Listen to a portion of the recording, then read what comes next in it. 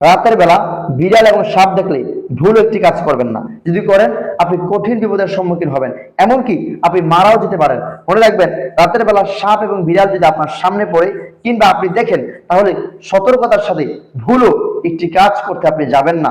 এবং যদিও করেন তাহলে কিভাবে করবেন তা আমরা আপনাকে দেখে বলে দিচ্ছি। জিনেরা মূলত 7 ধরনের হয়ে থাকে, অর্থাৎ 7 ভাবে তাদের স্বরূপ পাল্টাতে পারে। এবং আল্লাহ সুবহানাহু ওয়া তাআলা তাদেরকে 3 ধরনের সৃষ্টি করেছেন, অর্থাৎ 3 ভাবে।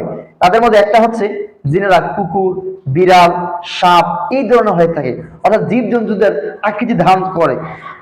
অনেক বর্ণনায়, অনেক গবেষণা পাওয়া গিয়েছে জিনেরা সবচেয়ে 2টা স্বরূপ বেশি ধরে। এক হচ্ছে বিড়াল, কালো বিড়াল, আরেক হচ্ছে আপনার সাপ। এই সাপের স্বরূপ সবচেয়ে বেশি ধরে।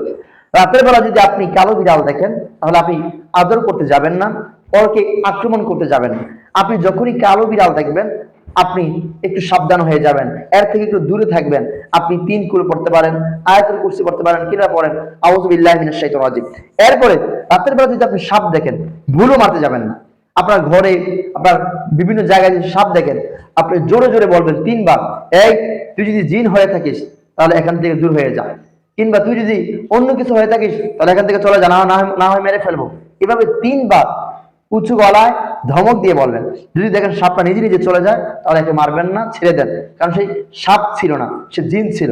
আর যদি আপনি দেখেন না, 3 বার জোরে বলার পরও সে যাচ্ছে না, আপনার উপর আক্রমণ করার জন্য সে বসে আছে, চেষ্টা করতেছে, তখন আপনি তাকে মারেন, কোনো সমস্যা নেই। তবে এই 2টা জিনিস দেখলে, সাপ এবং বিড়াল দেখলে, সতর্কতার সাথে আয়াতুল কুরসি 3 কুল পড়তে ভুলবেন না।